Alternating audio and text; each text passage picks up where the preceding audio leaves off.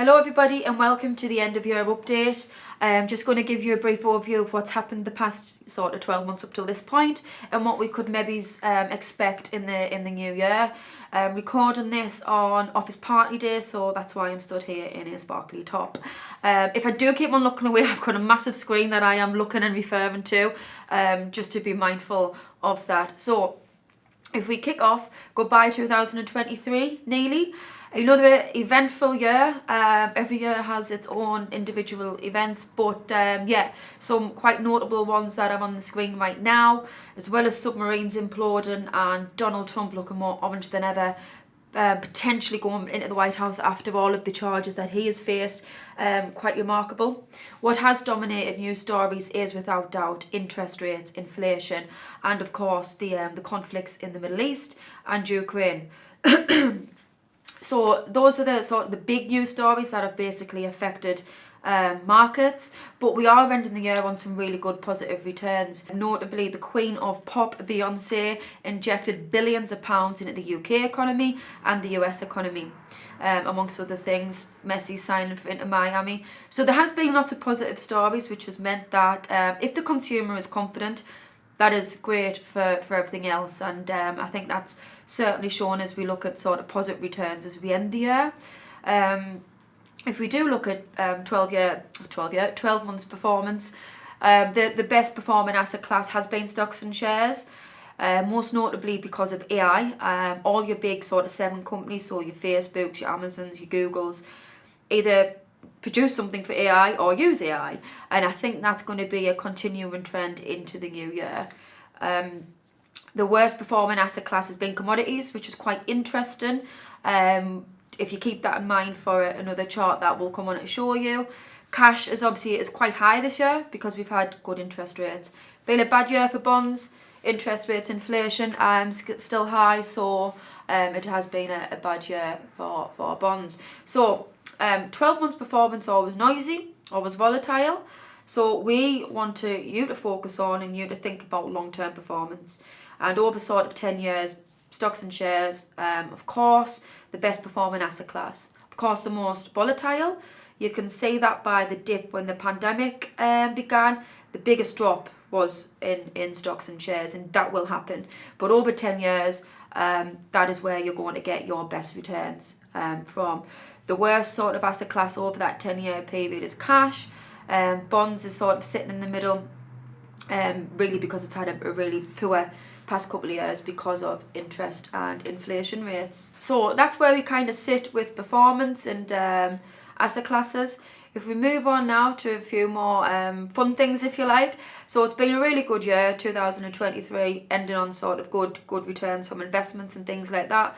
But sort of from a business point of view as well, what we've been able to do is sponsor a local girls football team. So you can see that picture on there, it's me with the girls and their new training tops. So the girls were delighted with that. It was great to give something back to the local community and in a sport that I used to play when I was a little girl and continue to follow now. Also did some gardening. I know a lot of you like gardening, so hats off to people that do that on a regular basis, because I certainly underestimated how tough it was. That 2 weeks of summer that we got, I was quite proud of that. Without doubt, a highlight was being able to take on a new office space in Castleaden. Great location, great offices just off the A19. Some of you have already been there already, but it will be where we'll be holding our meetings in the future. Without doubt, and you know, charity at Christmas is a big thing for us, was the my challenge that I did in June for St Cuthbert's Hospice in Durham, which again I know a lot of you are familiar with, aware of. A great place, and yeah, so basically I did a challenge in June to walk 500,000 steps in memory of my childhood friend who passed away 5 years from this year to breast cancer. So I raised over £700, average sort of 16,000 steps per day, usually try and get around 10,000, bearing in mind my job is predominantly sat down, so it was a challenge. Morning, noon or night, rain or sunshine, we got them done. So I was able to make a good donation to the hospice. We'll also be making another donation to them today. We always make an end of year one. So that is something that I've been really sort of happy to do. Right, so if we have a look for what's happening in 2024, well, we don't exactly know. We never know what's going to be in store. It'll likely to be another bumpy ride, but again, it's long-term focus that we want. Buddy from Elf, new Santa Claus, but unfortunately we can't predict what is going to be the sort of the best performing fund, the best performing asset class. And this sort of patchwork quilt image here will sort of give you an indication of what happens year on year. Yes, you'll have a couple of years where you'll get the same asset class performing really well and coming out top. So the past 2 years it's been commodities, but if you remember to the earlier slide, this year it's been the worst one. US equities, 5 years out of those 10 have come out on top, which is no surprise. So it's a complete mixed bag of what we could expect. But if we look at what we could expect to see in the news, we'll certainly see Donald Trump in his red Make America Great Again cap and his bright orange face. Certainly the US election will dominate news stories. AI, without a doubt, will continue to do so, but it is only a good thing for stock markets and equities. Inflation is definitely going to be a big player, and hopefully we can see the price of our things that we love, might be pints for some of you, glasses of wine, food and things like that, come down, because the prices of all those things that we love have just continued to rise. And I think if we see inflation come down, obviously it's a good thing. We need inflation around 3%. So those are the types of things that we can't control, but what we can control is your philosophy, your outlook. And it's having that long-term outlook. It's having a diversified portfolio. It's having discipline, and it's having patience. Hopefully, through being a client of mine, those things was what we will coach you to have and to do.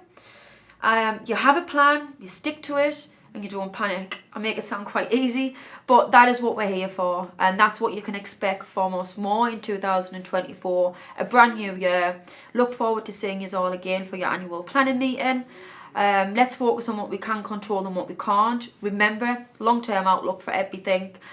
New tax year, new opportunities, and yet you're working alongside us. You've got that trusted professional here for you throughout your financial planning journey.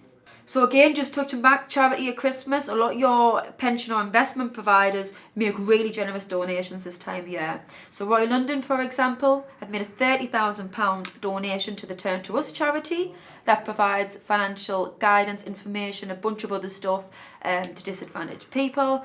Aberdeen, formerly known as Standard Life, have made a good donation to the Investing Girls programme, providing lots of resources for disadvantaged young girls, so that is good. Like I've already mentioned, 7FP will be making a donation to Durham's Hospice again. And ending on a lighter note, as you can see on the screen there as well, it's just a bunch of cats, but it's my two cats, obviously, my two fur babies, Max and Zeus. Max is a big Maine Coon. He's a big fluffy cat.